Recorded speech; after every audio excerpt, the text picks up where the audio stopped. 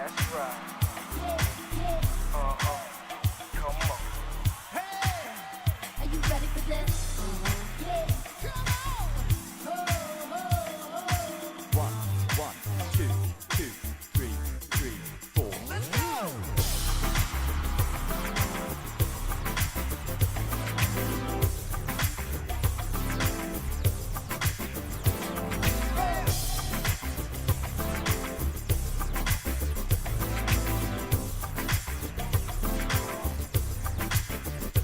Here we go.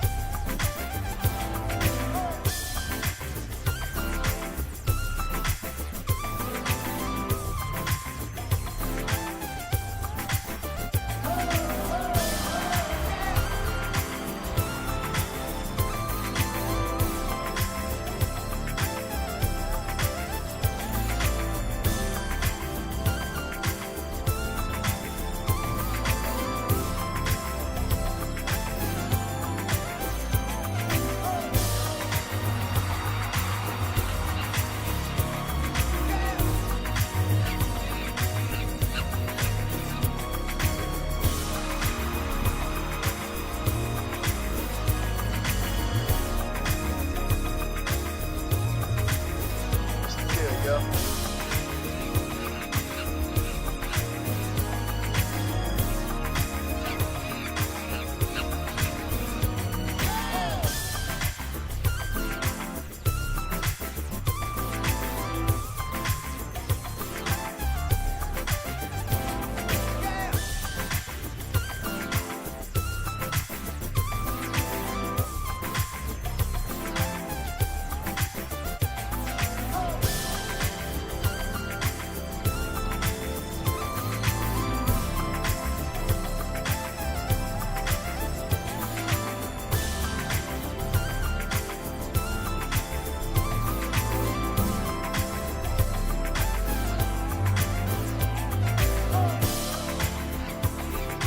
Get your hands up.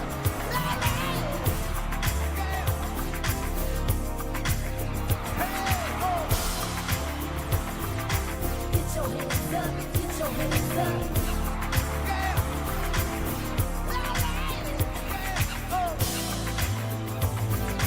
Get your hands up. Get your hands up.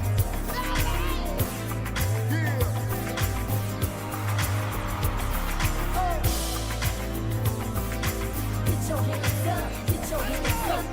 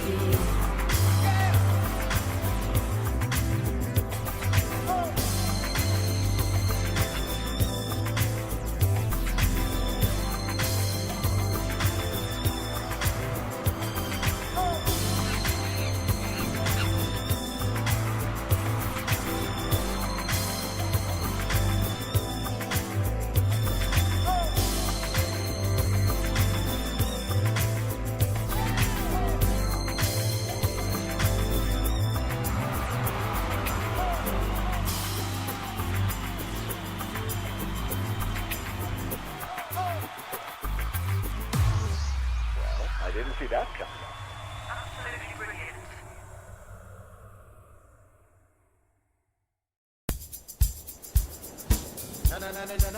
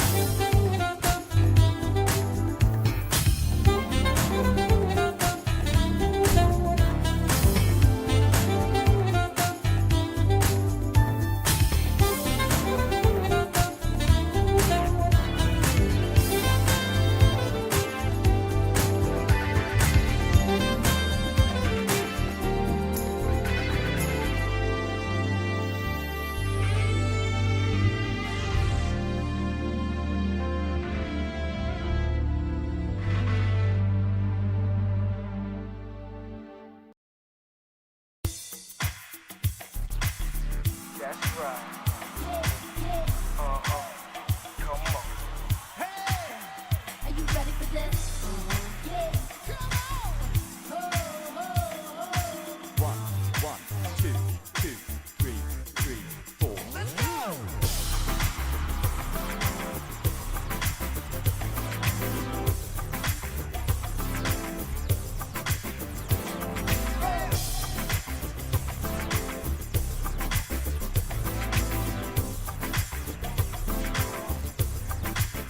What's the deal, yo?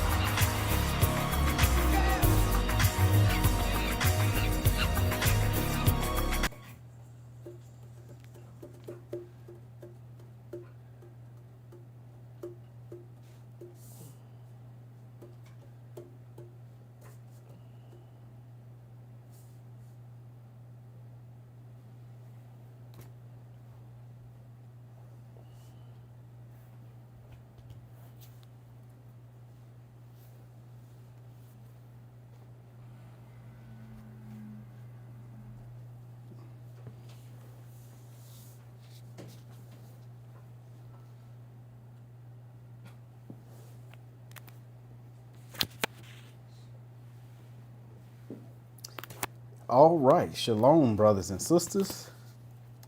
Yeah, we're gonna have to get a new AC unit thing. This thing is trash. It just look good. That's it. Yep. That's all it do. It just look good, but Good on the outside, but on the inside, that's right. That's the salt without any flavor. Ain't good for nothing. Just be thrown out. You know, it's Florida. We can't be having this. Yeah. We had you in here burning up. Yeah, that's all it is. it's like having on an expensive fan. Yeah, pretty much. All right, shalom, brothers and sisters. We are back again with another lesson, Hebrews chapter 12. And after this, we got one more chapter of Hebrews and we will officially be done. Now, before I do any more talking, brothers and sisters, if you guys can, I got to do the infamous mic check. If you guys can hear me, can hear the mic where there's no in and out sounds, there's no grainy noise, no popping noises, anything of that nature, just go ahead and put a 7 in the chat for me so I know everything is all good. I'd rather deal with the audio issues now than later down the road. You know how that is. It could be annoying.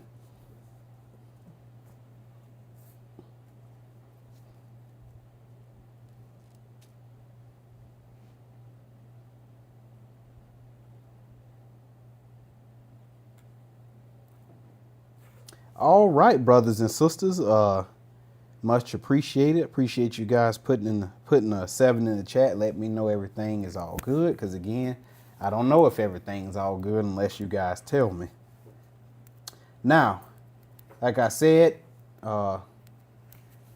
this is chapter 12, and Lord willing, next week Hebrews 13. That'll be the last chapter. Now, after Hebrews 13, brothers and sisters, we will be getting into the feast day / holy day series, because brothers and sisters, that must be explained.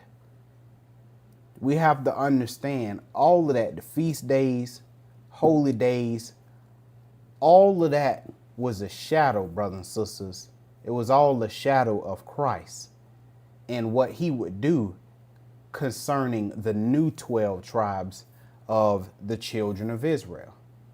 But make no mistake, brothers and sisters, that was a shadow. And we'll get to that. So it'll basically be just like a back-to-back every week series, Passover, unleavened bread, and it'll just be every week. We'll dedicate that the entire lesson to each feast day. All right.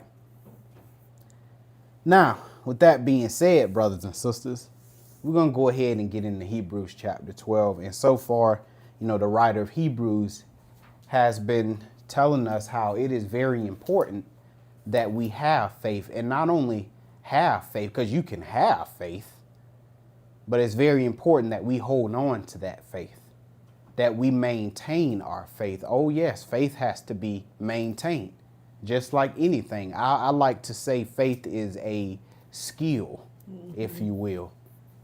It's something that has to be honed. It's something that has to be developed. It's something that you have to stay on top of all the time, every day. And how do you do that? You do that by studying your word, staying in God's face, praying, brothers and sisters, which a lot of us, we don't do enough of. You got to read your word. You got to pray. You got to stay up in God's face. You got to stay up in God's face. That's how you maintain your faith. That's how you keep it ready. That's how you keep it active. So when situations arise, guess who's on your mind? The Most High. God is on your mind. Now, yeah, you have a sinful nature. So when something come up, that's what's going to come up first. But if your spirit is right, quickly, the Spirit of God will override that sinful nature that you have. And one thing we need to understand, I didn't really touch on this last week because we had a lot to read, but understand that your enemies too, brothers and sisters. Satan and his minions, everything with them is as above, so below. The upside down, the inverse world. And we need to understand that Satan and his agents, they have faith too. That's something that's not talked about. That they have faith. They have patience. They have endurance. They're long suffering. But not in the degree, but not to the effect that we have it as it is towards God. But Satan and his agents, their patience, long suffering, their faith is in seeing you fall. They will endure and wait as long as they need to wait to see you fall.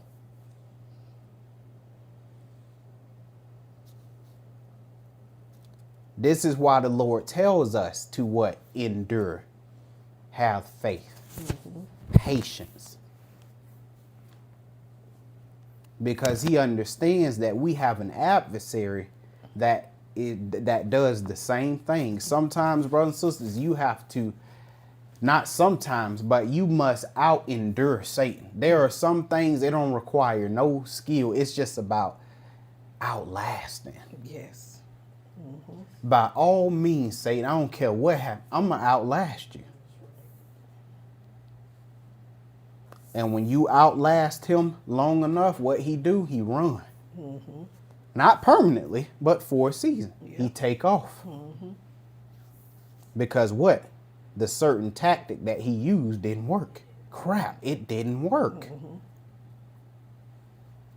Okay? Yeah. Because you know, Brother Reggie, he uses wisdom. He Because uses Jesus said, be as wise as the serpent, Yeah, he's but wise. harmless as the dove. Right, because he's wise because he's trying to strike. He's trying to kill and destroy and devour the dust. Yes. And so you have to be just as wise, if not wiser. And brothers and sisters, that's what faith is. Faith essentially is endurance. Because faith essentially is endurance for an expectation. Right? That's why you're enduring, because there's an expectation that your situation or whatever you're waiting on is going to change or it's going to come, whatever it is. That's why it's namely summed up in expectation. Faith in expectation. And yes, I know, brothers and sisters, it's easier said than done. Because you know how Satan get down. He like to play the long game. Sometimes Satan, he don't hit you with no big blow. Some people he do. But sometimes he just chip away at you a little bit at a time. That's right. Just like the beavers, right? When they chipping down at that big old tree, they don't take these massive chunks out. Now, you got to think about it. These beavers are small, brothers and sisters. They're tiny compared to a tree. And they'll go a little bit at a time. And they'll just chop away at that tree. And then next thing you know, what happened to that tree? It fall right over. And you know, when it come to beavers, it'd be a bunch of them trees fell over too. Them little old creatures, but it just show you. And on the flip side, brothers and sisters, we got to be like them beavers when it comes to maintaining our faith in our spirit. Stop trying to do everything at once. You trying to become a superhero all in one day. Yeah. I'm like, my goodness, You got any issues or shortcomings that you're working on, you have to chip away at that thing a little bit at a time. Hey, man, I'm dealing with anger issues. Hey, you got to chip away at it a little bit at a time. Yes. Don't think you finna just tear off the suit and fly away. You got to work on yourself a little bit at a time. That's how this thing works. It's a process. That's why the apostles always talk about, you know, growing in faith, growing in the spirit, you know, when you're, you know, being born again. When you're born again, you're a baby. You got to grow. And we know even that with a baby, you know, you have a baby, that's a process. You don't just look up and they 12 and 13, 15. Day by day, they get stronger and stronger.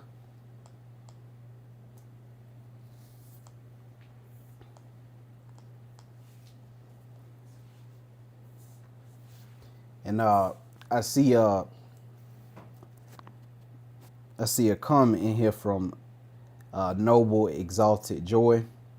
We ask that you brothers and sisters pray for her. Because it looked like, let me see, it says, please, I'm asking for prayers today for my husband, diagnosed with metastatic kidney cancer a year ago, but currently also going through acute kidney surgery. And I ask brothers and sisters that y'all do pray for Sister Noble Exalted Joy and her husband. And that just goes to show you, brothers and sisters, that this flesh is absolutely trash. It's vile. The apostle say we seek to be delivered from this flesh. It's this little meat suit. It caused so much issues. Pain. One minute you fine, next minute, all hell breaking loose. And that just go to show you too, brothers and sisters, that we men, we're women. Which is why we walk humbly before the Most High, understanding that. It scared me to see the wicked, man, how they behave themselves. No fear of God. Not understanding that you are mortal. And anytime the Lord wants to, he'll take your behind out of here. But the saints, brothers and sisters, we go through a lot, man. And it's crazy because not only do we be going through stuff like that, we still be encouraging people, all kind of stuff while we going through stuff like this. Still encouraging people, helping people, going out our way for people, all while going through this. And I'm telling you, boy, that be making the Lord proud.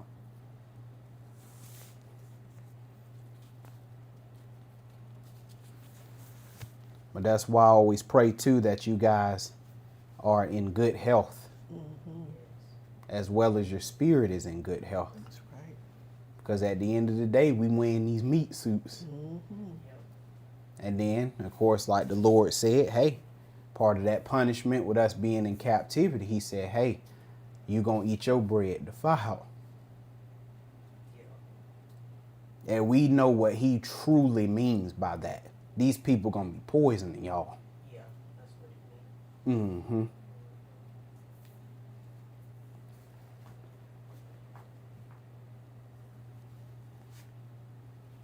But this is why we keep our faith in Christ and we await the promises. The day we can get out of this captivity, this hellish nightmare. The day when we triumph over our enemies. Yes. The day when the Lord literally cleans this earth up. He actually has to clean the earth up, the atmosphere, everything, because it's all polluted, all of it. Yeah, polluted by the wicked. All this stuff you got in your house emitting toxins and all of that. Wi-Fi, all of that. Yeah. Mm-hmm. Microwaves, countertops, and all of that emitting poison, and you're like, what? Yeah, your clothes and shoes, toxic.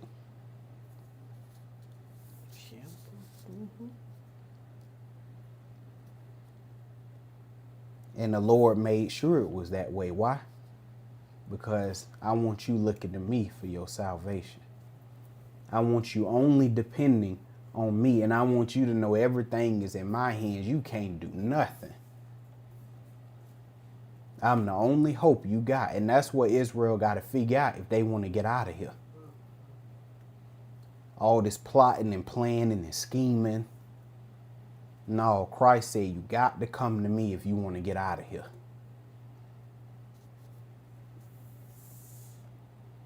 But if you're trying to do your own will, you trying to find, or you still got fight left in you, okay, well, Christ like, you ain't ready for me to come back yet.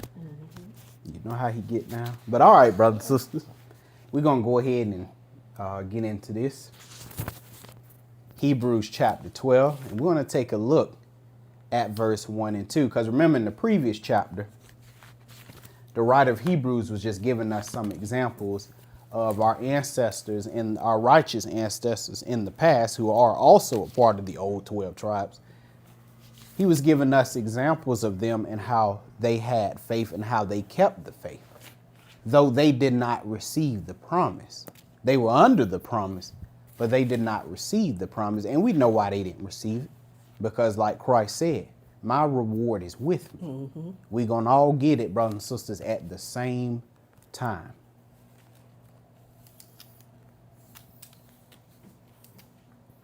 All right, Mama Keziah, Hebrews chapter 12.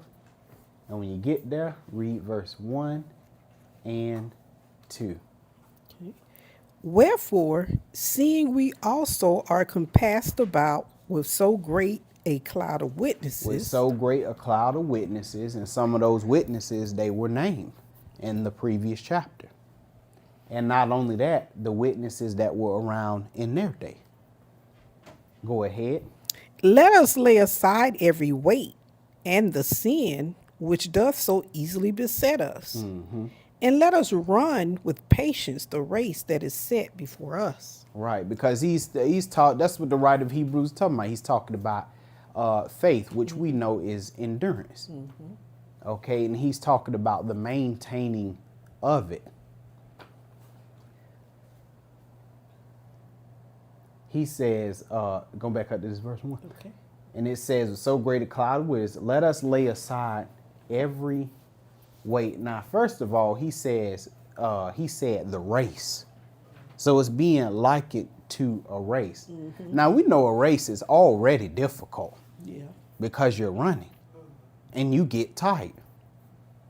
Now, that don't make no sense. If you running, you already getting tired and then you got a weight on you. What? Ooh. You wearing a weight vest, ankle weights, wrist weights. What? No, you got to take that stuff off you.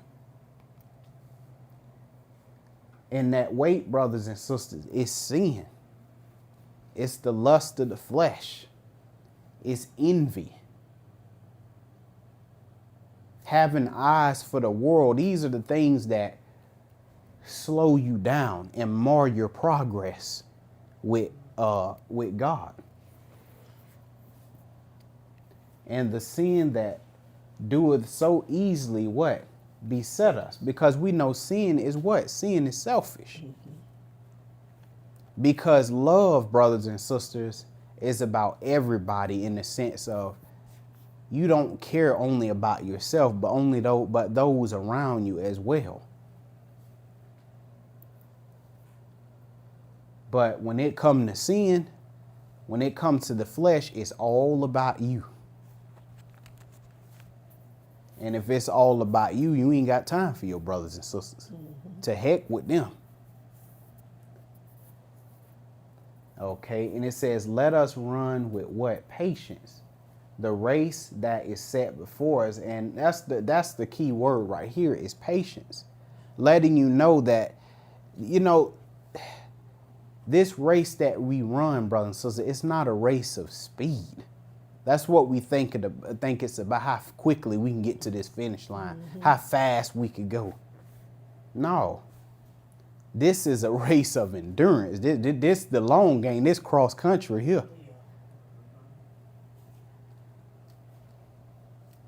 And during this race, you're going to have many elements. Rain, thunder, snow, scorching heat. And you have to have the endurance, brothers and sisters, to get through that and press on and still go forward. Now, you have carnal men that'll do those things for, as Paul would say, a corruptible crown. That's right. But we're not doing this for a corruptible crown. We're holding to our faith and doing the will of God for an incorruptible crown.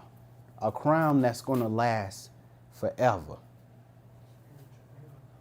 Yeah, this is a marathon. This is not a race of speed. Yeah. All right. Verse 2. Looking unto Jesus. But that's what this is about, brothers and sisters. Endurance. Go ahead. Looking unto Jesus, the author and finisher of our faith. He was the author and finisher of our faith because, brothers and sisters, Christ was the example. He was the example to all of us, the firstborn from the dead. He was the author and the finisher of our faith, meaning he ran the race. And after that, he received that incorruptible crown, being an example and showing us what's awaiting us if we finish this race and endure. Go ahead. Who, for the joy that was set before him, endured the cross. Christ, for the joy that was set before him, before he came into the world, him and the Father, they already discussed the plan. This is what, if you do my will, this is what I'm prepared to do. He did what? Endured the cross, Despising what? despising the shame, and is set down on the right hand of the throne of God. Meaning he endured the cross. And it's funny because the cross was a shame. You know, he had people talking about him. He was betrayed, beaten, and crucified, brothers and sisters. But he didn't let that stop him from finishing the race. That's what it's basically telling you. He endured. He finished the race. He did God's will in spite of. That, and the fact that it says endure, because that's what faith is. You're enduring something because of an expectation. Whether it's deliverance or you're expecting to receive something, which is why you haven't acted on your own behalf, which is why you haven't took things in your own hands, because you have an expectation that God is finna do something about your situation, or God is going to deliver on whatever he said he was going to deliver on. But see, the key word is endure, which means what? You're taking damage. See, they don't like talking about that in church right there. No, endure means you taking punishment. Yes. You're taking damage. Somebody doing some crying that night. Pain. That's right. Yes. Suffering. But all while that's happening, you still walking in love. You still able to treat people right. You still able to help people in spite of. Because you know that the Lord is going to reward you. You know the Lord is going to what? Deliver you. Now look at that. And it says it sat down at the right hand of God. So Christ, he endured. And what? When the mission was complete, he sat down on the right hand of the throne of God. Having received all the promises and everything, kingdom, dominion, a righteous people, Right. all of that, brothers and sisters, glory, majesty, the keys to heaven and hell. Oh, go on here. To say, just in the natural, if you think about an athlete, you know, he will endure pain, injury, you know, the conditioning, weight training. He's putting his body through a form of suffering for the joy that's set before him, which is what? Want to win that championship. Hoist that trophy up. That's right. Win that gold medal. And so that's how it is for the saints. We got to set the joy, because that joy, it gives you that goal. It gives you something to work towards. Exactly. That's right. All right, brothers and sisters. So now, back to Hebrews 12, and we're going to read verses 3 and 4. 3 and 4. Okay, when you get there, go ahead. For consider him So consider him, meaning consider Christ, that what? endured such contradiction Or that is to say hostility. Go ahead. of sinners against himself, lest you be wearied and faint in your minds. That's right, because our master, brothers and sisters, he was able to endure it. And not only he endured it again. He died and he ended up receiving a reward that the Lord gave him. But go ahead with this verse 4. You have not yet resisted unto blood, striving against sin. Which let you know that there is levels to this thing. Okay? And though us today in 2026, you know, we go through stuff. We got our own tests and trials and stuff like that. But we ain't being beaten. We ain't receiving lashes. That's right. We ain't been in prison. We ain't been put to death. And that's what he essentially endured.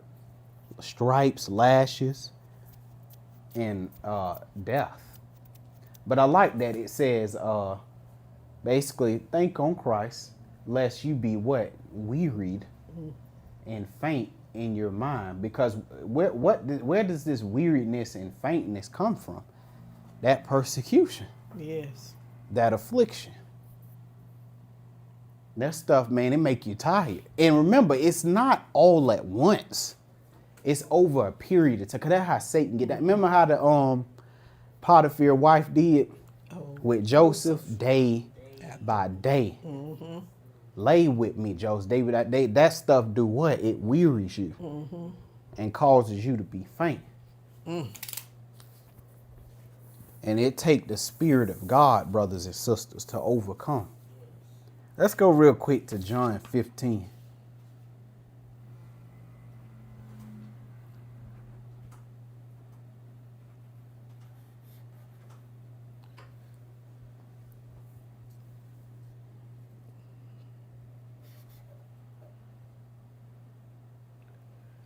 John 15 and 20. Go ahead. Remember the word that I said unto you. The servant is not greater than his Lord. That's right. So the servant, he's not greater than his master. Go ahead. If they have persecuted me, they will also persecute you. If they have kept my saying, they will keep yours also. That's right. Because remember, man, you're the light. Satan ain't got that kind of time. This world is filled with darkness. So, you know, when he see that light, man, I gotta stamp it out. You literally have a target on your back.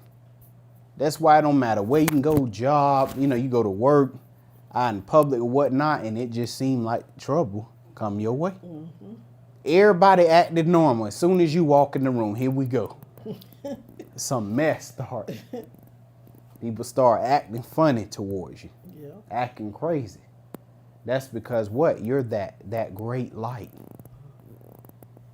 And Satan don't want to see that light because he understands, just like darkness, the light can spread. And if that light spread enough, he gonna be ousted out of his kingdom. And that's another thing too, brothers and sisters.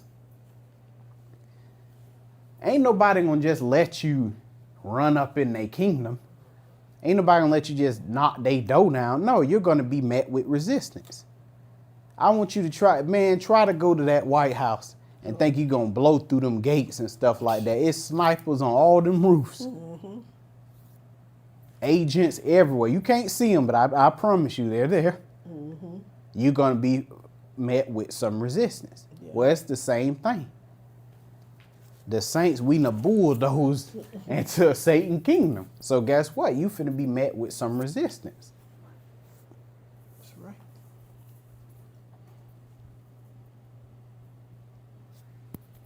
That's right, Patricia White. That's what the saints, that's what always happened to them. Saints always getting picked on. Everybody fine. As soon as we come in that week, the one getting picked on, singled out, everything. Okay, but let's go to Galatians 6 and 9.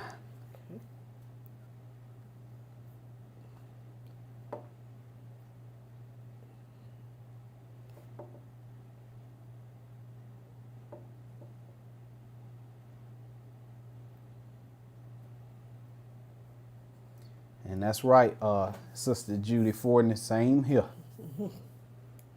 My prayer for us all is that the Lord keeps us in this evil time, because it is an evil time, brothers and sisters.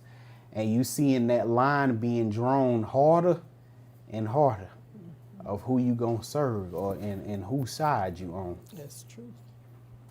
Because everybody has to make a choice.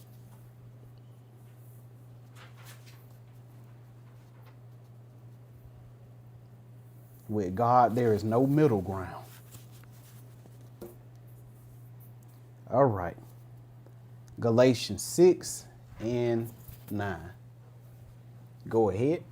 Let us not be weary in well doing, for in due season we shall reap if we faint not. That's right. And that right there, brothers and sisters, that verse 9, that's faith. Be not weary in well doing, because what is well doing? Well doing is the will of God. That's the will of God. Well doing. What you think Jesus was doing when he came down here? He was well doing. That's right. In spite of the resistance. Because he was being what? Wearied. That's where all the attacks come from.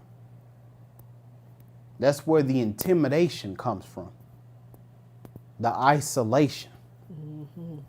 Because Satan is trying to stop you from what? Well doing.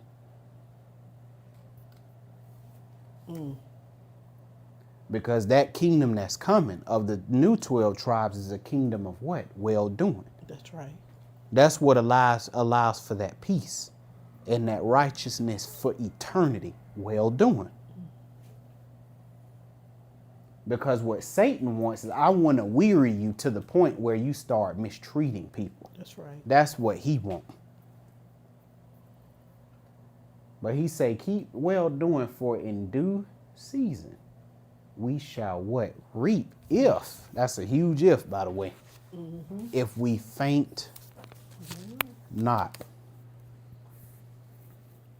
And don't let me remind you that, seasons don't just change instantaneously. That's right. There are signs that the seasons are changing. That's how you know the seasons change, because there are signs. You will see them. You see it. Like stuff is starting to change. Well, that's that due season. We shall, not might reap. We shall reap if you don't get weary and well doing.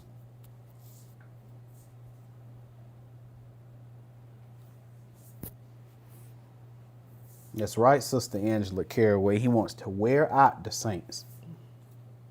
He wants to stamp out all good, all well doing. Okay, so back to Hebrews 12. And we're going to read verses 5 through 8.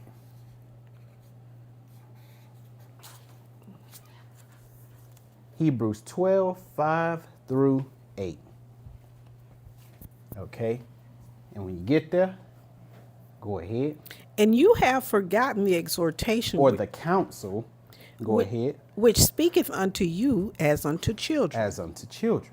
Go ahead. My son, despise not thou the chastening of the Lord, nor faint when thou art rebuked of him. Okay, so now we're going to learn about this trouble or this tribulation, right? Which causes us to have faith, or which I would say exercises our faith.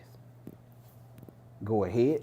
For whom the Lord loveth, he chasteneth, and scourgeth every son whom he receiveth. Go here. Okay. There we go. If you endure chastening, Okay, there we go. If you endure chastening. So now we find out who brings this trouble, or who allows this trouble, who allows this tribulation, who allows this affliction, this weariness. We find out that it's the Most High. But just keep reading. God, if you endure chastening, God dealeth And with chastening is just discipline. That's all it is. Go ahead. you. God dealeth with you as with sons. For what son is he whom the Father chasteneth not? That's right. But if you be without chastisement, whereof are all partakers, then you are bastards and not sons. So in other words, he was like, what father don't discipline their sons? If you are his son. He said, because if not, then you a bastard. Okay. But he said, if you endure chastening, and that goes right into, let me see if I got it here. You know what, let's go ahead and go to Deuteronomy 8, Okay. verse 1 through 3.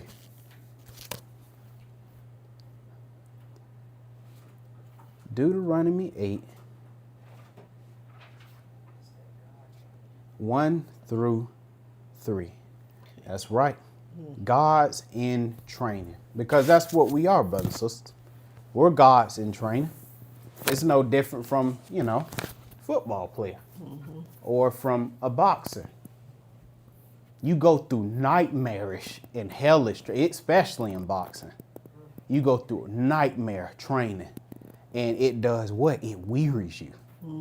It makes you tired. But boy, it make you not even want to come back. You see the gym, you be about to throw up. Yeah, the coach got that door wide open. Like, you want to walk out of here? Go on ahead. Because you not what? Fit to be a boxer. That's right. You be so weird, boy. You see that gym, you be about to throw up. Because you know what's in there when you go through there. But you have to make that choice every day to walk through that door. That's right. Because the coach ain't stopping you He's not. to not walk through the door. But if you want to be a God, you're going to keep walking through this door. There you are. Okay?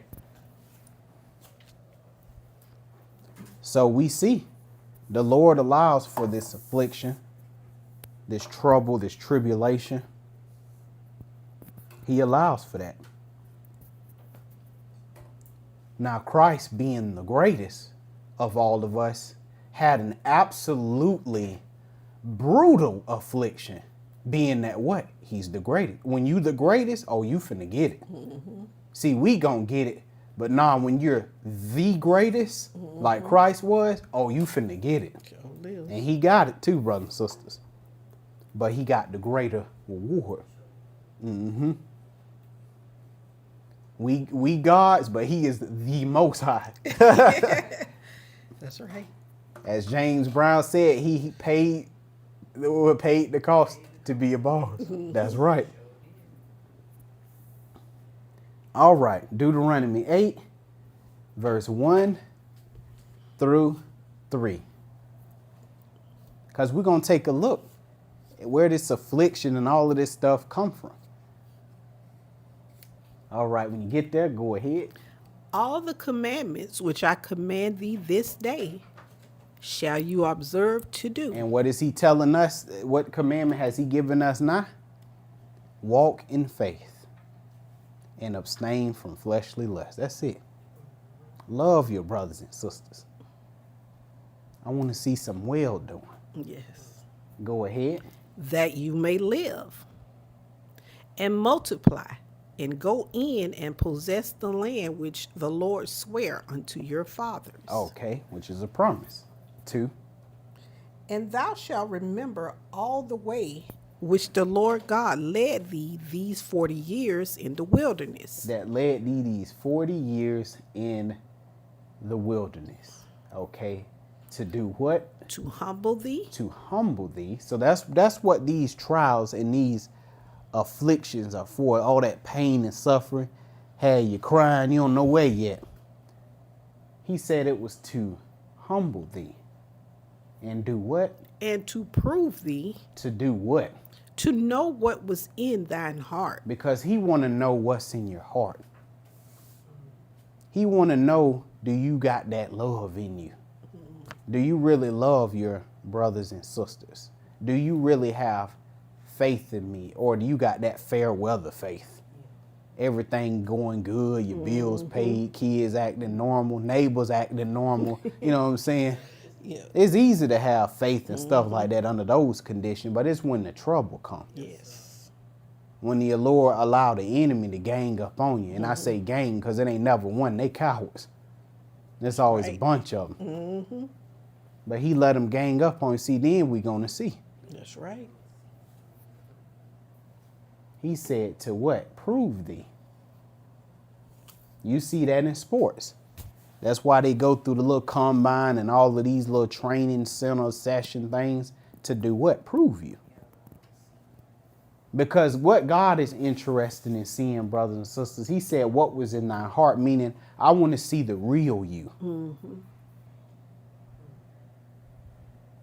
Like, for instance, right, brothers and sisters, when society does collapse, that's when you see the real people. That's right. That's when you see who people really are.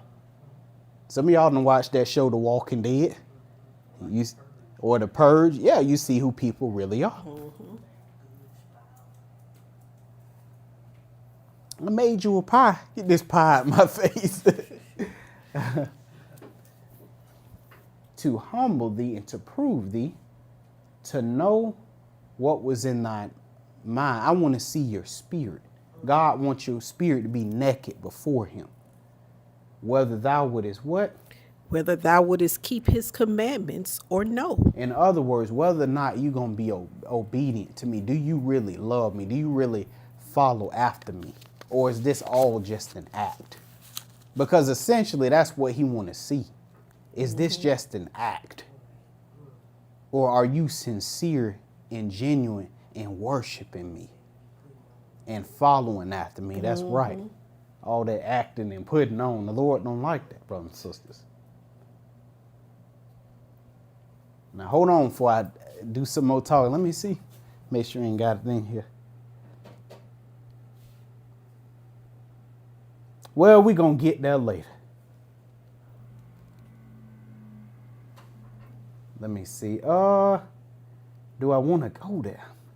Or do I just want to wait? Sometimes, you know, brothers and sisters, you just want to go somewhere quick. I'm like, do I want to go there? Hold on, brothers and sisters. Let me see if I want to go there. You know what? We're going to go ahead and go there. This ain't supposed to be about verse 14 and 17. But right here when it says to know what was in thine hearts, whether thou wouldst keep my commandments or no. Did not the Lord do that with Esau, our brother? He suffered Esau to what? Hunger. He was out there in the field. He was hunting and stuff like that. And he was what? He was weary. He was faint. That's what it said. He was faint. And so the real him came out. Yes.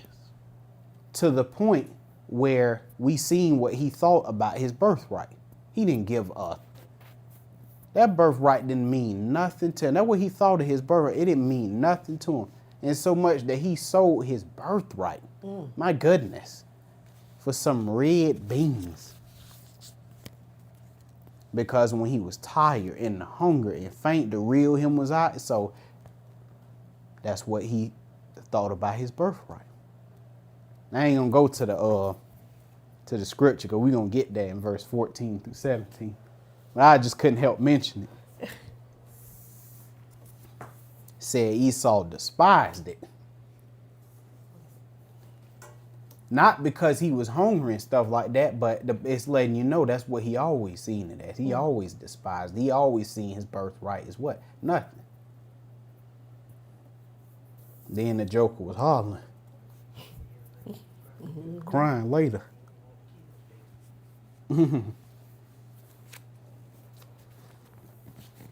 All right.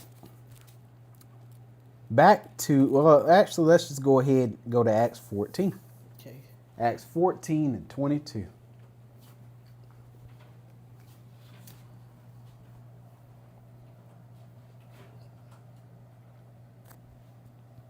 Okay, here we go. It says, confirming the, I'm ready to go. I'm like, confirm. He rocking and rolling over here. All right, boy, go ahead. I was already talking, I'm like, confirming it. You know, I was all confident in everything. All right, Mama, go ahead. Confirming the souls of the disciples and exhorting them to continue in the faith. So he was counseling and encouraging them to continue in the faith because there's something there trying to get you to not continue in the faith. Try to make you discontinue in the faith. And what? And that we must through much tribulation. Through much tribulation.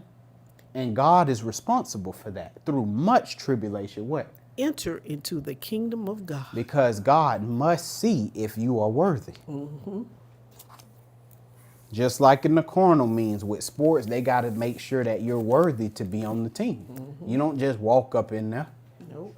No, they got to see what your stamina looking like, your durability, you know, endurance, all agility and speed. You know, they got to see all of that stuff. And let me see what your mental fortitude is like. Yeah. Yeah, it's trials, basically. And these flesh meat suits that we got on is meant to inflict pain on us because it's a part of the trials. If you can overcome this meat suit, hey, you worthy to be God. That's right.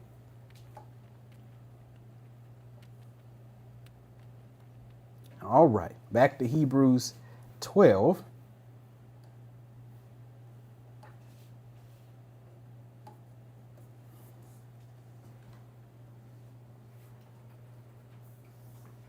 Now go up a little bit. Okay. Well, you know that verse 6. Okay.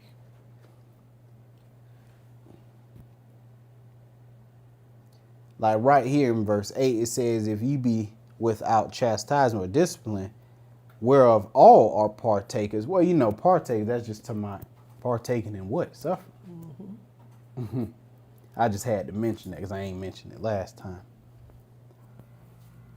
But the fact that this heat is on you, brothers and sisters, the fact that that affliction and that persecution on you, that's how you know God is with you. See, we think God is with us through the blessings and stuff, but I ain't saying he ain't. But no, how you really know God is with you is through them persecutions, through those afflictions and those sufferings. That's how you know. That's how you know the Lord is with these black people that's all over the earth. Because what?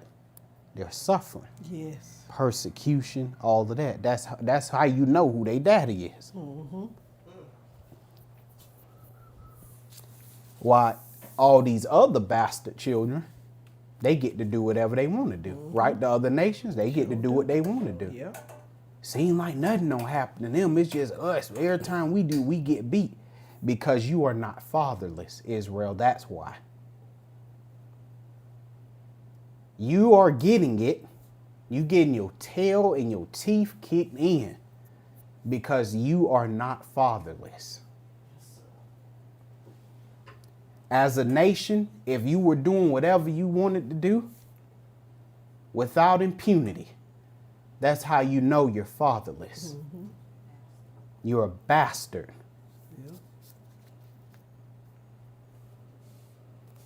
He say the nations can do what they want to do, but Israel with y'all, it will not be so. I'm going to be on your black behind. Because why? You ain't fatherless. Yeah, but Javante be over there. I don't care about Javante. I'm your daddy. That's right. That's right. Now hand me that belt.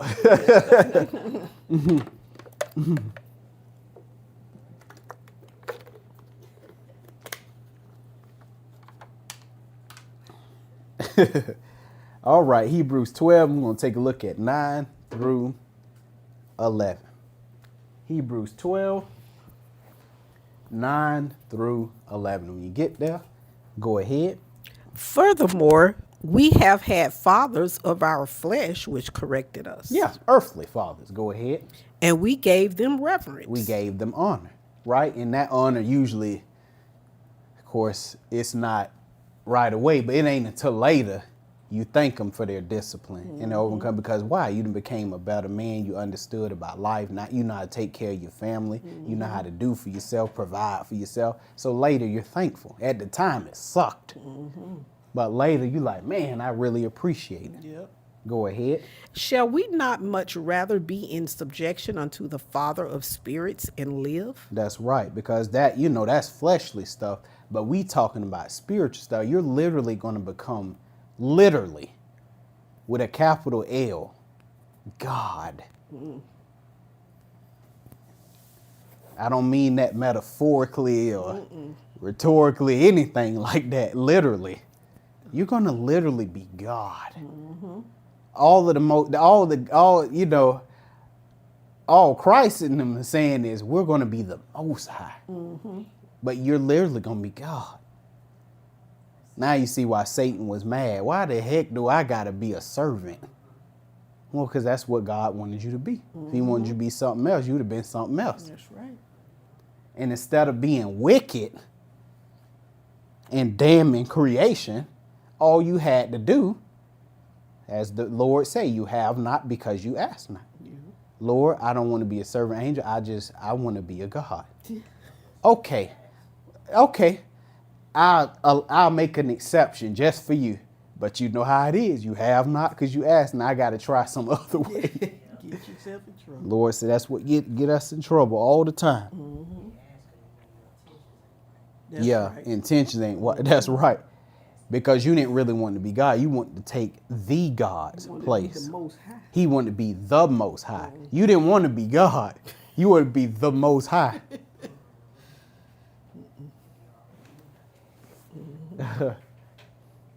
That's called what? Asking amiss. Yes. Okay. Go ahead with this verse 10. For they verily for a few days For they chasten us, truly, for a few days, what? chasten us after their own pleasure. Why? But he for our profit, that we might be partakers of his holiness. Okay. But it says for very few days chastened us after their own pleasure, meaning our earthly fathers. Because why? They understood that, you know, my son, if he, when he does well, he's walking well, everything like that, living right, he gonna bring honor to me. When they see how well behaved he is and well doing he brings honor to me. So that's why the father doing it, so he don't look bad. But see, that's your earthly father. See, your heavenly father chastises you not only because he want to look good, he don't want you embarrassing him, but also because he want to see you become God. He want to see you become what he is. He want to see you join that God family. He don't want to see you living as a slave, living as a servant, being told what to do, where to go. He don't want to see that. He don't want to see you perish. So this literally is for our own benefit. He want to see you sitting at the table with him.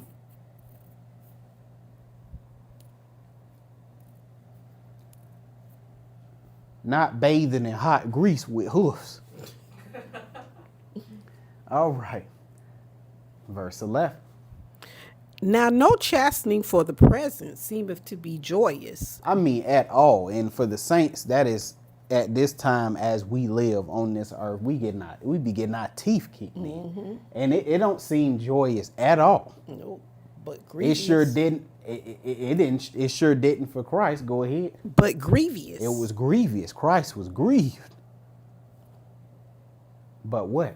Nevertheless, afterward, it yielded a peaceable fruit of righteousness Because he sat down and become the Son of God. Go ahead.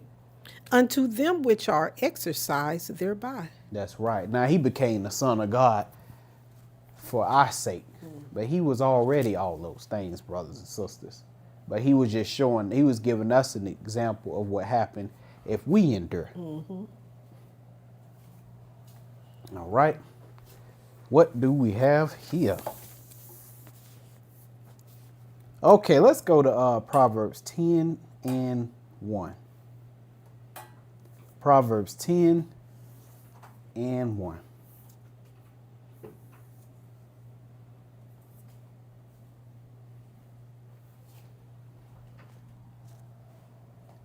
Okay, when you get there, go ahead.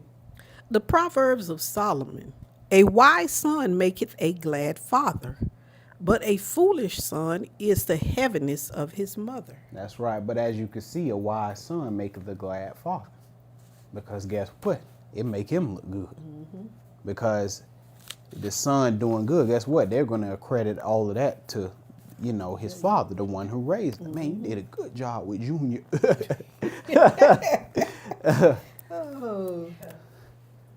You know that's how they be.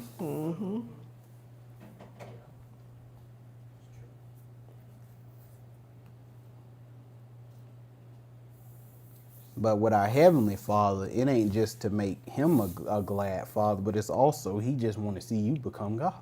I want to see you join this God family. Yes. All right. Hebrews 12 in verse 2 and 3. That's it, 2 and 3, 12 and 13. Hebrews 12, 12 and 13. Okay.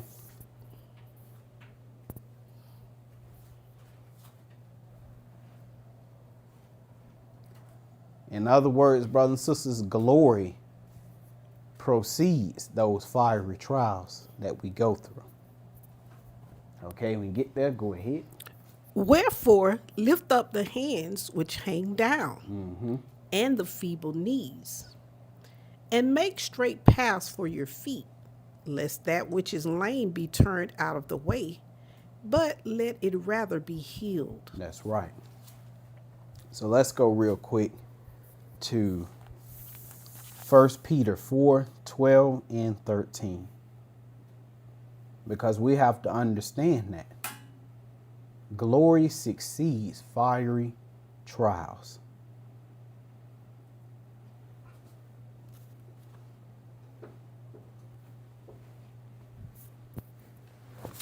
We will reap if we faint not. Yes. 1 Peter 4, verse 12 and 13.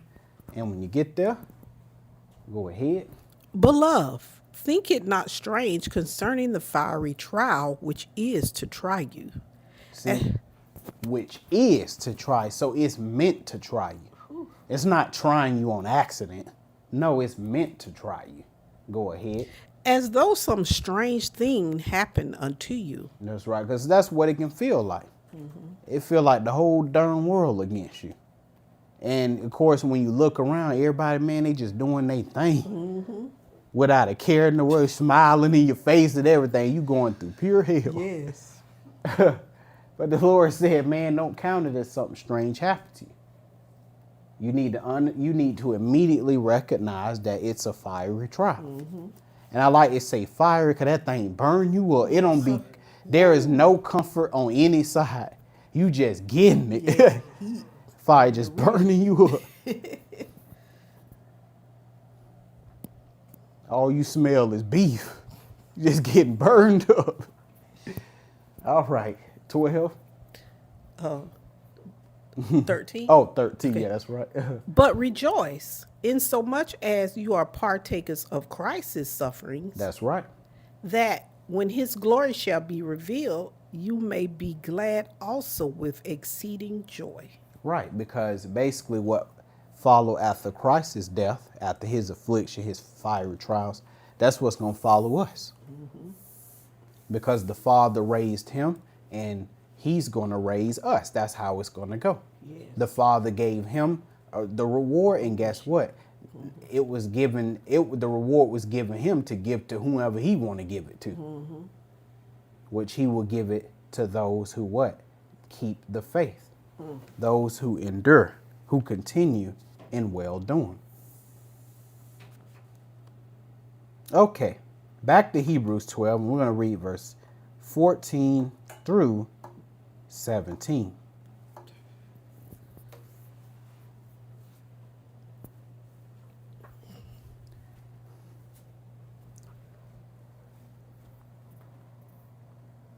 Okay, because now we're going to take a look at our brother Esau. Go ahead. Follow peace with all men. With all being. Now, notice it say follow peace with all men. But them fiery trials, like, maybe not. Yeah. But it didn't come with no condition. No, it just said follow peace with all men, meaning what? Continuing well doing. And what? And holiness, without which no man shall see the Lord. No man shall see the Lord. Go ahead. Looking diligently, lest any man fail of the grace of God, lest any root of bitterness springing up trouble you, and thereby many be defiled. That's right, and I like it. It's a root of bitterness, meaning it start off small, then that thing grow. That's why I say you have to stay on top of your spirit. You have to stay on top. Prayer and opening up your word and staying in God's face. Yes.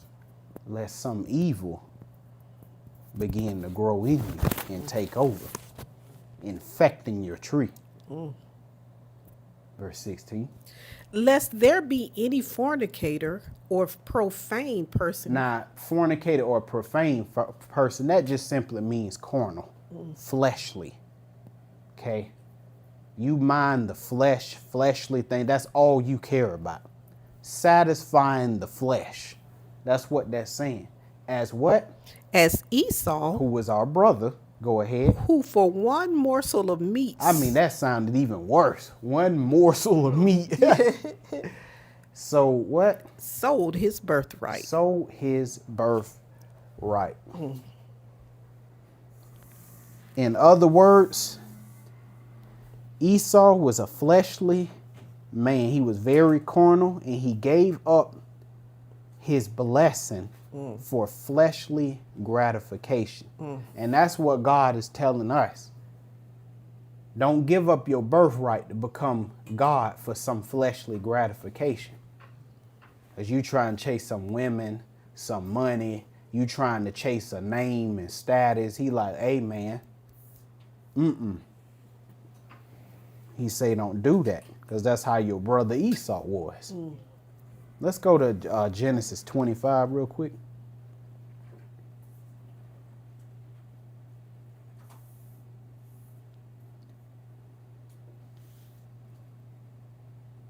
But that was Esau's spirit. He was a very carnal. He was a very fleshly man. He only minded the flesh, gratifying it.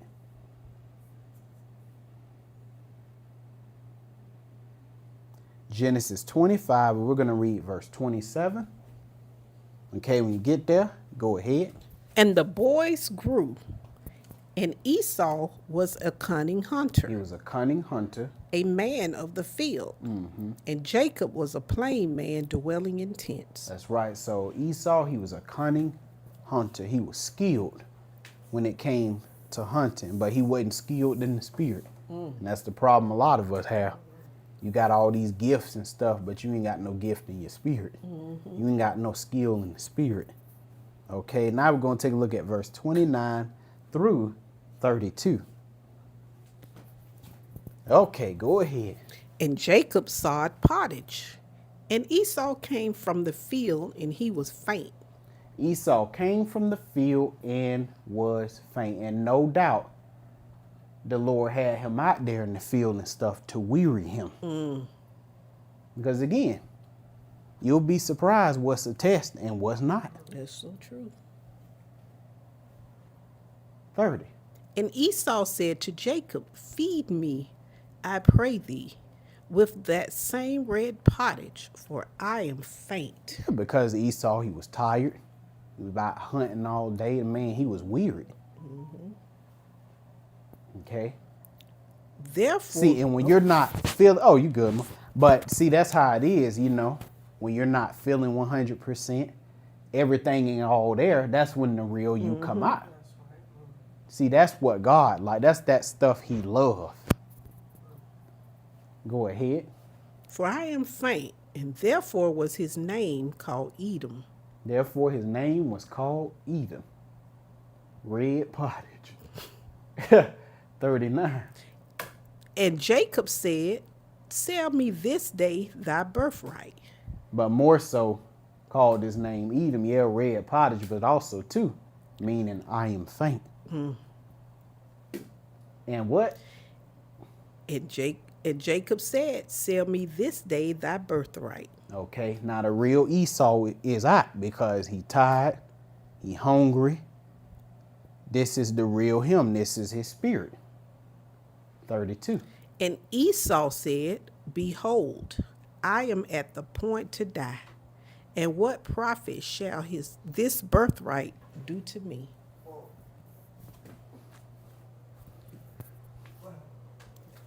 And That didn't just come out because he was tired. No, that was always in his heart.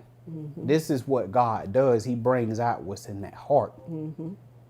That's why he said to prove thee, to know what was in thine heart. That's what was in his heart. You can't say something like that anyway unless that was in your heart. Yep. Because he was a fleshly man anyway. He didn't believe in all that stuff.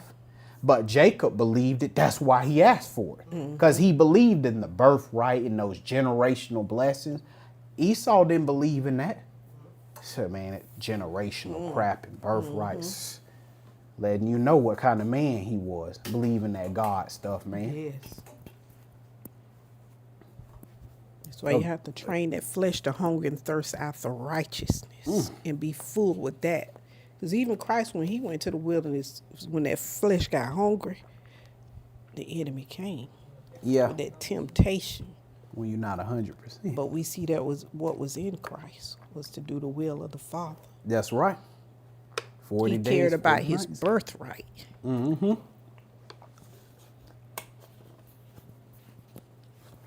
Man, that's heavy.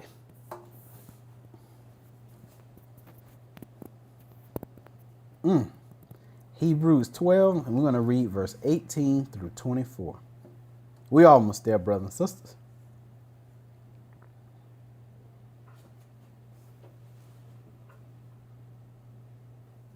Did we do 7? I don't think we. Man, we didn't do 17. We didn't skip. I'll read that one with the others. Oh, no, you just go ahead with the 17. Okay. For you know how that afterward, when he would have inherited the blessing, he was rejected. That joker was hollering. But he the one gave his birthright up for some fleshly gratification. Go ahead. For he found no place of repentance, though he sought it carefully with tears. That's right. These stakes are high, brothers and sisters.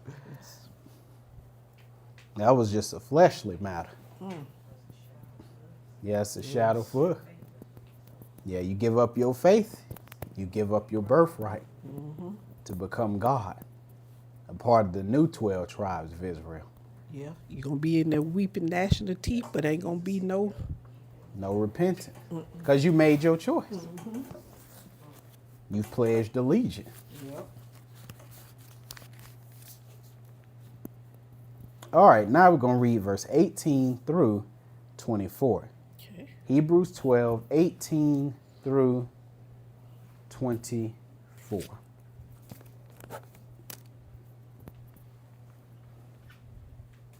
Okay, when you get there, go ahead. For ye are not come unto the mount that might be touched, and that burnt with fire, nor unto blackness and darkness and tempest. Because remember the old 12 tribes, when Christ came down on that mount, this is before he was known as Christ, he came down. Remember that mountain? It was smoking. I mean, it was quaking and everything. He told Moses, man, you better tell them Israel, don't come to this mountain. You better not even touch it. Nor the animals either. They're going to be put to death because they was wicked. Go ahead. And the sound of a trumpet, and the voice of words, which voice they that heard entreated that the word should not be spoken to them anymore. That's right. Especially, too, because it was veiled. Go ahead. For they could not endure that which was commanded. And if so much as a beast touch the mountain, it shall be stoned or thrust through with a dart. Go ahead. And so terrible was the sight that Moses said, I exceedingly fear and quake. Yeah, so now we get Moses' perspective of that day. Moses was in fear. He was horrified. Now, see, it's different. Okay, yeah, keep reading. Okay. I was getting ready to do some talking. Go ahead. But ye are come unto Mount Zion. Okay, so that was the old 12 tribes of Israel who had no faith and they was wicked. In fact, they ran. And the Lord said they do well because they was wicked. And the Lord knew they was children out no faith. He would have struck all of them down. Go ahead. But you are come unto Mount Zion and unto the city of the living God. So we are come to Mount Zion, the mount that Christ is on. And what? Unto the city of the living God. We are that city, New Jerusalem. Go ahead. the heavenly Jerusalem, That's right. and to an innumerable company of angels, That's right. 23. to the general assembly and church of the firstborn, Of the church of the firstborn. Go ahead. which are written in heaven, and to the God and to God, the judge of all, and to the spirits of the just men made perfect. Made perfect. So that's these Israelites who got faith. They accepted the atonement.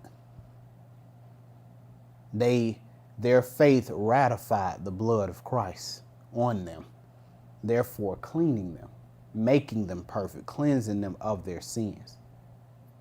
Go ahead.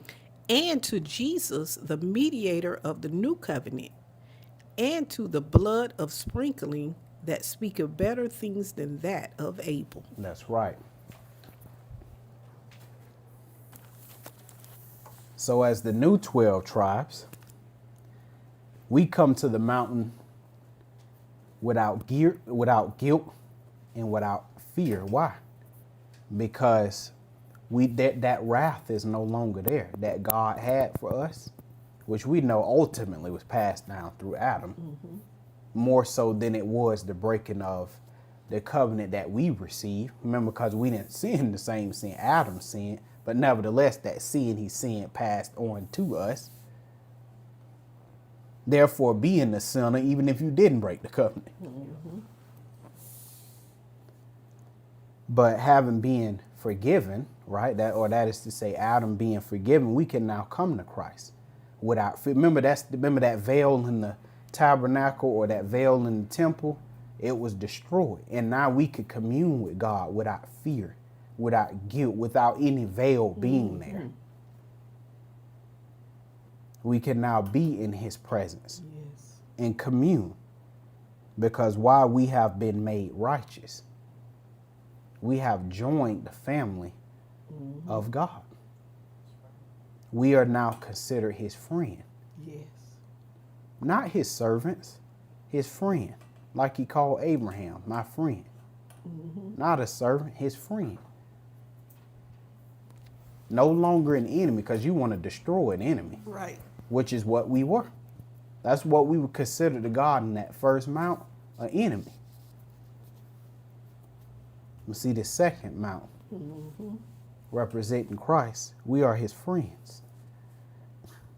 No longer in fear, no longer guilty, no longer hiding like Adam and Eve did. Remember, they was hiding? Yeah, that hiding, that symbolized that veil too. But no longer. Now when the Lord called out, guess what? We come right to him. No longer hiding like Adam and Eve. No longer in fear because we were in transgression. That's right. We are forgiven. You got something to say? Go ahead, so. It was just burning me up. I Burning said, you up. Mama, if you could you go to 1 Kings chapter 19? Okay. Because I just wanted to show you, brothers and sisters, something. Because I actually been studying the book of Kings. And what Reggie Jr. just went over about the two mounts, Mount Sinai and Mount Zion. A shadow of this is shown with the prophet Elijah when he was on the run from Jezebel.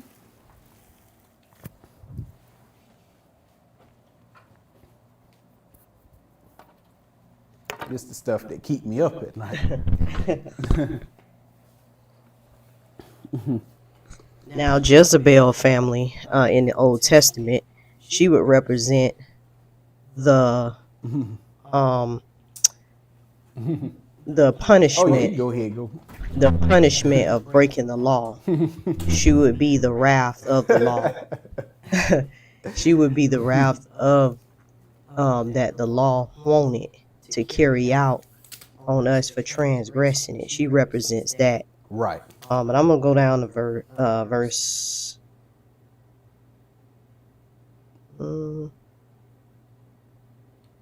verse 9. So Elijah, he's on the run. He runs to a cave, and then the Lord asked him, what are you doing here? And he was just talking about how children of Israel forsook your covenant and then slain your prophets. I'm the only one left. But then right here, in verse 11, and he said, go forth and stand upon the mount before the Lord. See that mount, y'all? And behold, the Lord passed by, and a great watch this, a great and strong wind rent the mountains and break in pieces the rocks before the Lord.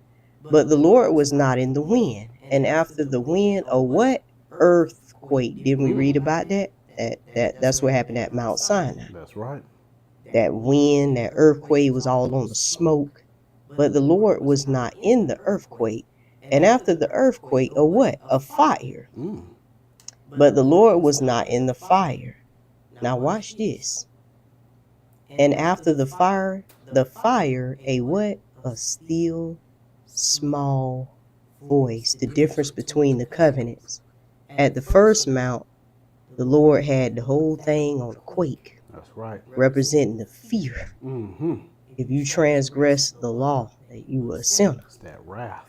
And that's how he spoke to Israel in that first covenant. But in the second one, the second covenant at Mount Sinai, he speaks to us with a still small voice. That's that grace and mercy Right.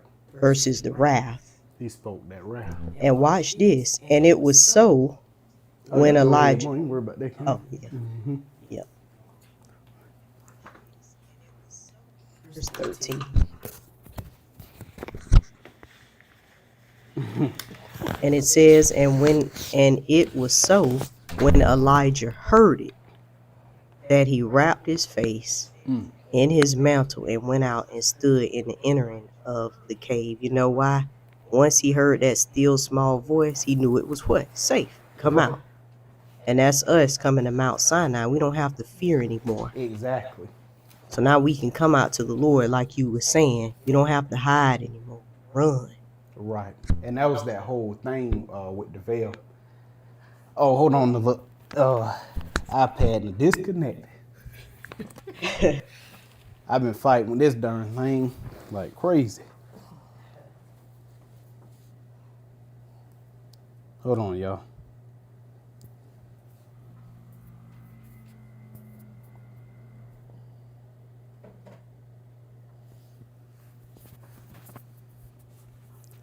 Come on here and connect.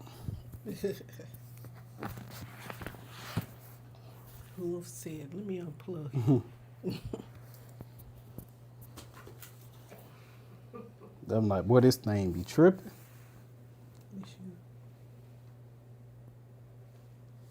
Hold on, let me see if it's gonna connect, y'all.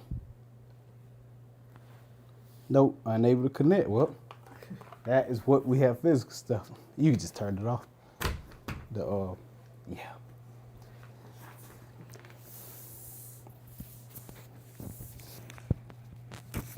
All right.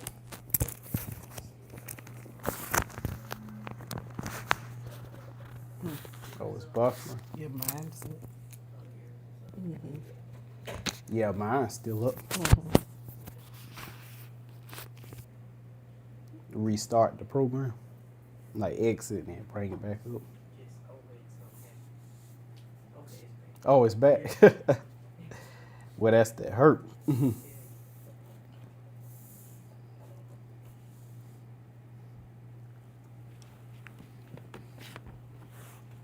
Thought I heard some hoofs or something running away. Hey, what is that?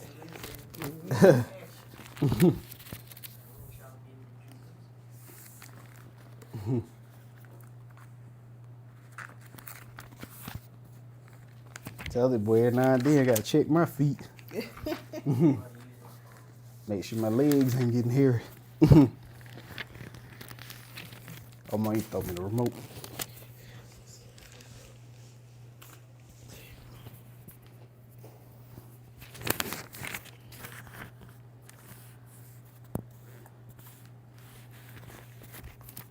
Hold on, y'all. We try to bring these scriptures back up.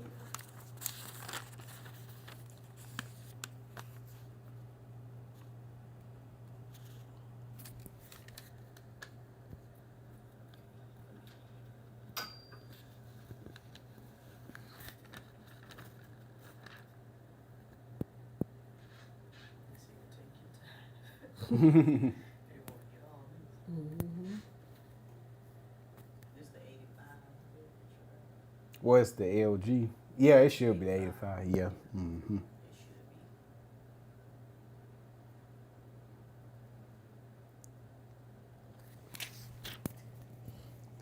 Hey, this stuff you be having to do though.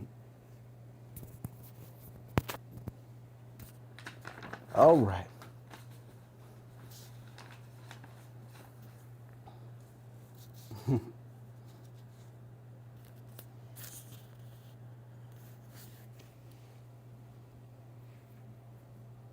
No, it's back. Oh man.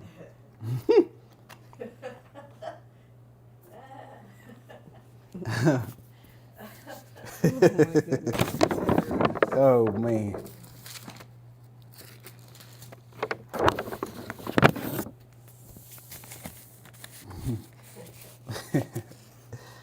All right. Hebrews chapter 12. And we're going to take a look at verse 25 and 26. But yeah, brothers and sisters, what Zahara had explained, man, about the two mountains, that was on point.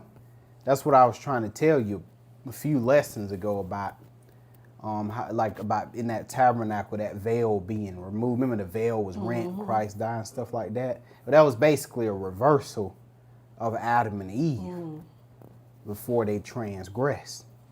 And before they was without that, you know, before they had that fear and all of that, that's basically what happened. So it's basically pre-fall.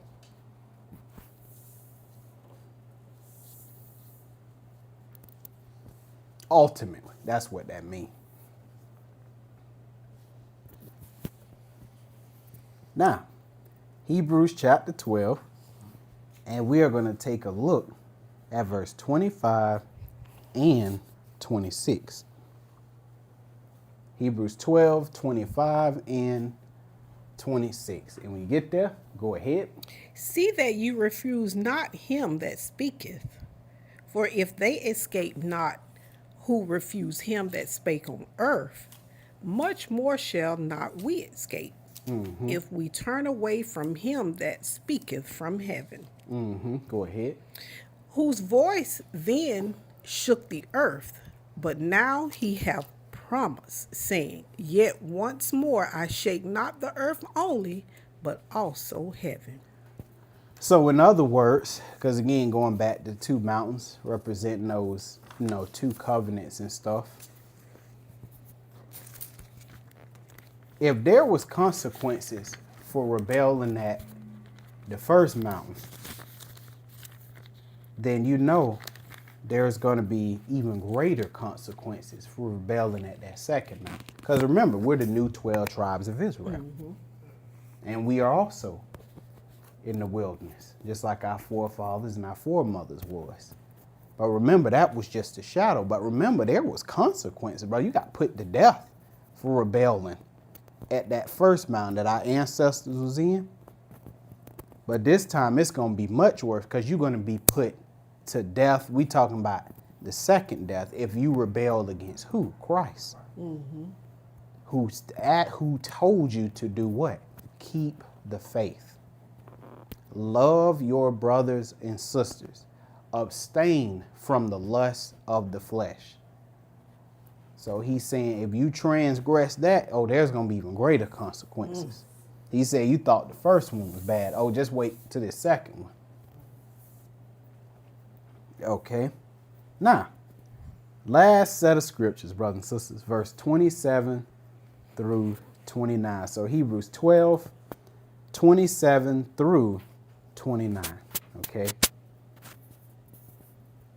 And this word, yet once more, signifieth the removing of those things that are shaken, as of things that are made, that those things which cannot be shaken may remain. That's right. So it says, in this word, yet once more, signifying the removing of those things that are shaken. And that's the wicked. That's the dross. That's the weakest links. Those things are shaken. During this refinery process we're in, that's what's going to be shaken. That's what's going to fall off. The faithless. They will be shaken off. But what? As of the things that are made, that those things which cannot be shaken may what? remain. The cream will always rise to the top. That's the way it always is. It doesn't matter your social status, your economic status. It don't matter what household you born in. The cream gonna rise to the top. If you got faith in God, you just got faith in God. That's right. Verse 28. Wherefore, we receiving a kingdom which cannot be moved. Which cannot be moved. Why? Because we can't be moved. The kingdom is the people. The kingdom is not just some structures and all. It's just that, a structure. Buildings and all, that's a structure. But the kingdom is the people, right? In every kingdom, earthly kingdom on this earth that failed, they failed because what? The people were moved. The people destroyed themselves. Therefore, their kingdom was destroyed because they were destroyed. Yes. It happened to Egypt, the Syrians, Assyria. That's right. It happened to Babylon, the Medes and the Persians. The people, they destroyed themselves. Yep. But it would not be so with us. But see, and they were moved by what? Sin. Corrupted. End up tearing their kingdom down, but not us. We'll be without sin. Uncorruptible. Godly. We cannot be moved. Yes, I'm going to say. Oh, okay. Go ahead. Let us have grace, whereby we may serve God acceptably. Acceptably. So you can't serve him how you want to. Acceptably. Go ahead. With reverence and godly fear. For our God is a consuming fire. So it said he is a consuming fire. Which is letting you know that Christ, man, I'm telling y'all, life and death was placed in his hands. When he died and he was raised by the Father and he was given all those things, that's one of the things that was given to him. All judgment, life and death, the keys of heaven, hell, all that is in his hands. And he could put to death whosoever he will. He can give life to whosoever he will. Those things are no longer bound in the law of Moses. No, life, death, righteousness, unrighteousness, that is all bound in Christ. He gonna determine who is who and who ain't. But let's go real quick to Psalms 102.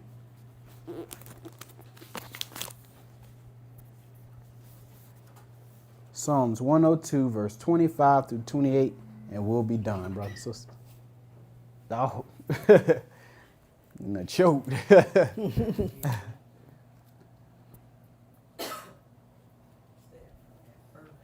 You try to hold your coffee, you'll blow your eyes out. All right, Psalm 102, verse 25 through 28. Okay, when you get there, Of go old, ahead.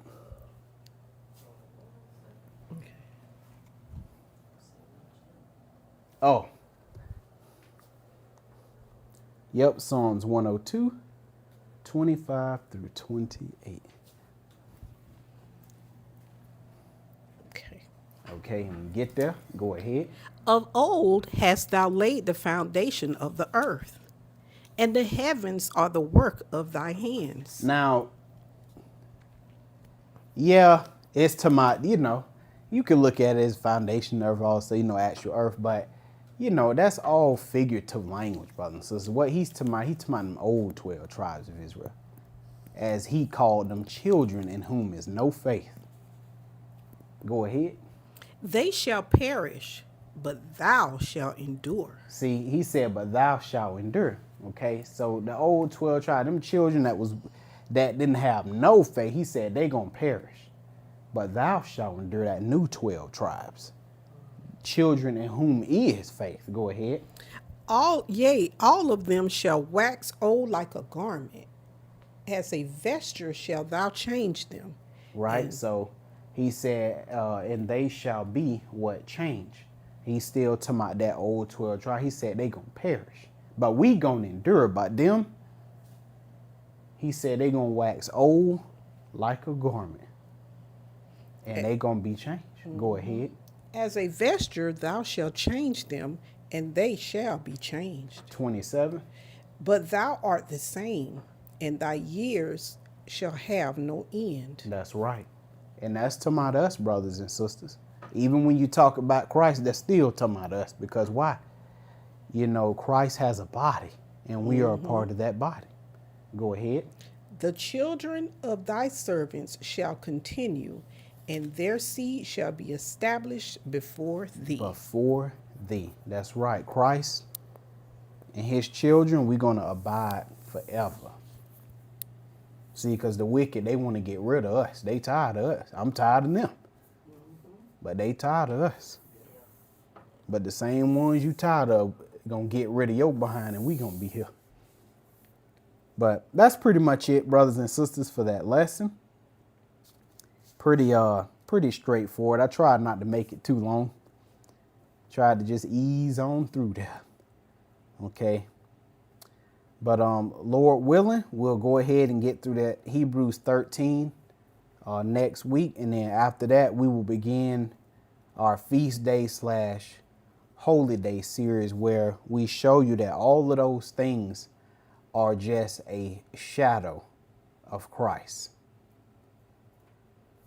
Okay. But that's all I got for you, brothers and sisters. I thank you for your time.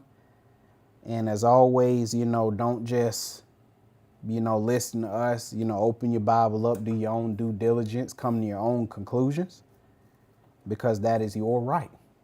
And I or anyone else does not have the right to take that away from you. Okay. But that's it, brothers and sisters. Stay safe out there, and I'll see you in the next lesson. Shalom.